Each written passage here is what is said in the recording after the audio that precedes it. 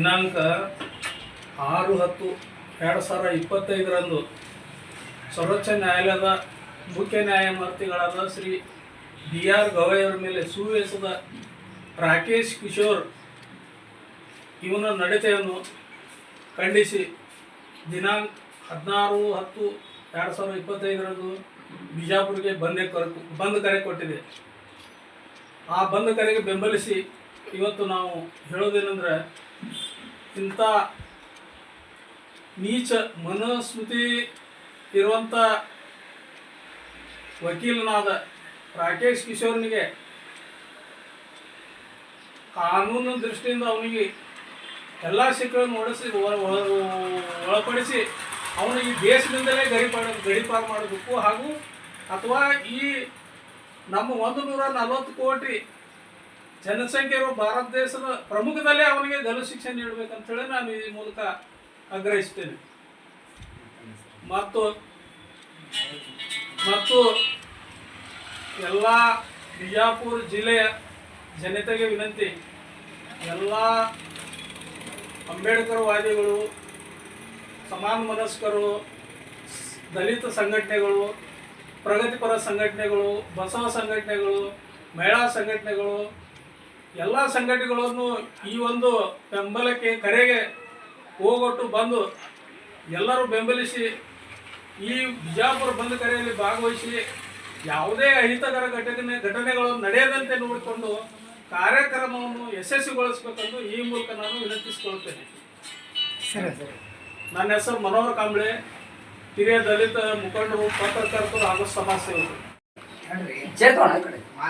ಏನೋ ಇಲ್ಲ, ಇವತ್ತು ಈ ದೇಶದ ಮೂಲ ನಿವಾಸಿಗಳು ಮತ್ತು ಈ ದೇಶವನ್ನು ಆಳಿದಂಥ ನಾಗಜನರ ವಂಶಕುಡಿಗಳನ್ನು ಯಾವನೋ ಒಬ್ಬ ಮೂಢನಂಬಿಕೆಯಿಂದ ನಾನು ಪರಮಾತ್ಮ ಬಂದ ನನ್ನ ಮೈಯಲ್ಲಿ ಪರಮಾತ್ಮ ಬರ್ತಿದ್ರೆ ನೀನ್ಯಾಕಪ್ಪ ಅಲ್ಲಿ ವಕೀಲ ವೃತ್ತಿ ಮಾಡ್ತಿದ್ದೆ, 4 ಜನ ಸಲ್ಲುವಂಥ ಕೆಲಸ ಮಾಡ್ತಿದ್ದೆ.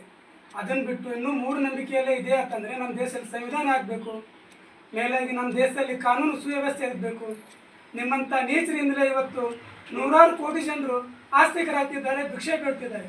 ಸಂವಿಧಾನ ಇದೆ ಅನ್ನೋ ಉದ್ದೇಶದಿಂದಲೇ ಸಾವಿರಾರು ಜನ ವಿದ್ಯಾವಂತರಾಗಿ ಸರ್ಕಾರಿ ವೃತ್ತಿಯಲ್ಲಿ ವಕೀಲರಾಗಿ ನಮ್ಮ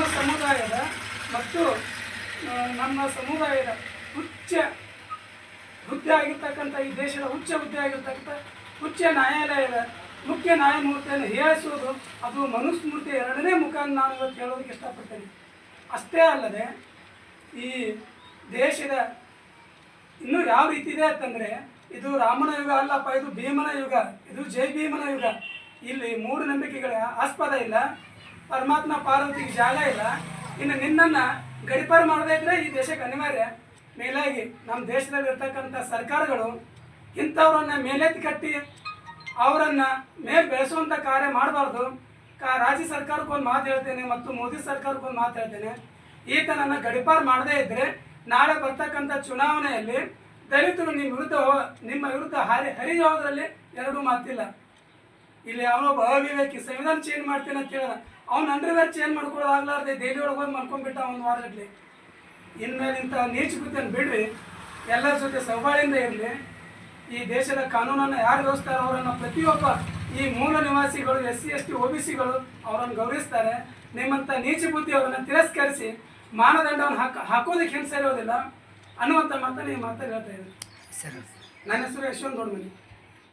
ಭಾರತ ಸರ್ವೋಚ್ಚ ನ್ಯಾಯಾಲಯದ ನ್ಯಾಯಮೂರ್ತಿಗಳಾದ ಗವಾಯಿ ಅವರ ಮೇಲೆ ಕೋರ್ಟ್ ಎಸೆದಂಥ ರಾಕೇಶ್ ಕಿಶೋರ್ ಅವರ ಗಡೀಪಾರು ಅಥವಾ ನ್ಯಾಯಸಮ್ಮತವಾಗಿ ಶಿಕ್ಷೆಗೆ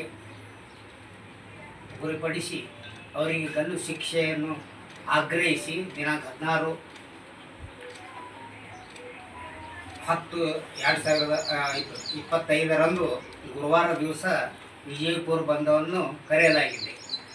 ಈ ಬಂದ್ಗೆ ಕರೆ ಕೊಟ್ಟವರು ನಮ್ಮ ಸಮಾಜದ ತುರೇಣರಾದ ರಾಜು ಆಲ್ಗೂರ್ ಸರ್.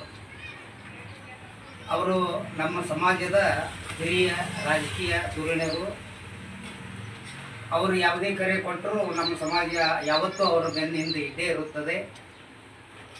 ಈಗ ದೇಶದ ಪರಿಸ್ಥಿತಿ ಮತ್ತು ಒಬ್ಬ ದಲಿತ ಅದರಲ್ಲಿ ವಿಶೇಷ ಪರಿಶಿಷ್ಟ ಜಾತಿಯ ಸರ್ವೋಚ್ಚ ನ್ಯಾಯಾಲಯದ ನ್ಯಾಯಮೂರ್ತಿಗಳನ್ನು ಅವಹೇಳನಕಾರಿಯಾಗಿ ಚಿತ್ತಿಯಿಂದ ನೋಡಿ ಅವರ ಮೇಲೆ ಕೂಟು ಎಸೆದಂಥ ಈ ನೀಚ ಮನೋವೃತ್ತಿ ಇರುವಂಥ ಇಂಥ ವಕೀಲರನ್ನ ಸರ್ಕಾರ ಕೂಡಲೇ ಅವ್ರನ್ನ ಬಂಧಿಸಿ ನ್ಯಾಯಕ್ಕೆ ಗುರಿಪಡಿಸಿ ಅವರಿಗೆ ಗಲ್ಲು ಶಿಕ್ಷೆಯನ್ನು ವಿಧಿಸಬೇಕು.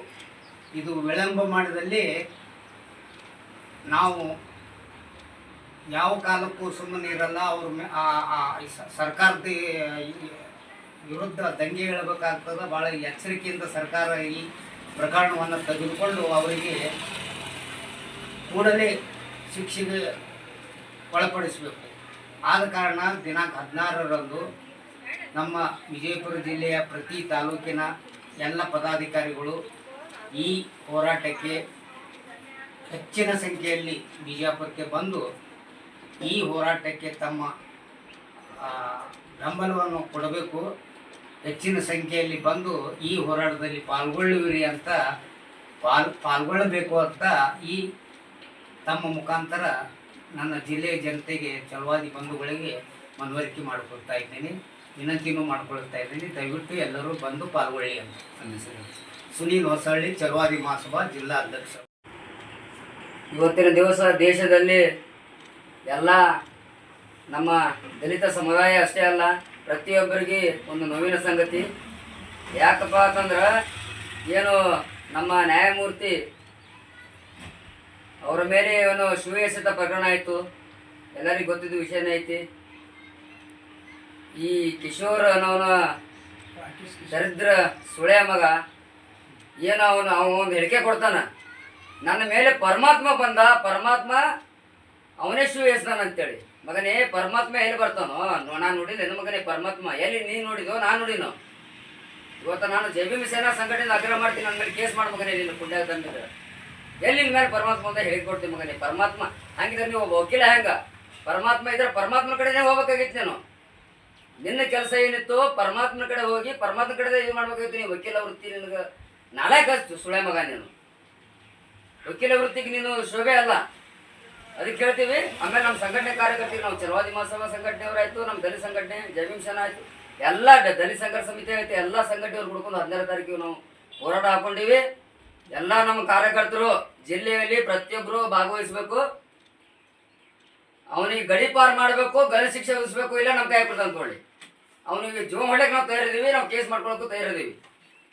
ಇದು ಅವ ಮಾಡಿದ್ದು ಒಬ್ಬ ನ್ಯಾಯಮೂರ್ತಿಗಲ್ಲ, ಸಂವಿಧಾನಕ್ಕೆ ಅವಮಾನ ಮಾಡ್ಯಾನ. ಆ ಮಗನಿಗೆ ತಂದು ಮೊದಲು ನಾವು ಒದಿಬೇಕು, ನಮ್ಮ ಕೈ ತಂದು ಕೊಡಲಿ, ಇಲ್ಲ ಅವನಿಗೆ ಗಲ್ಲು ಶಿಕ್ಷೆ ಕೊಡಲಿ ಅಥವಾ ಗಡಿಪಾರು ಮಾಡಲಿ. ಸಂತೋಷ್ ಭಾಸ್ಕರ್, ಜೆ.ಬಿ.ಎಂ ಸೇನಾ ಸಂಘಟನೆ, ರಾಜಸಂಚಾರ.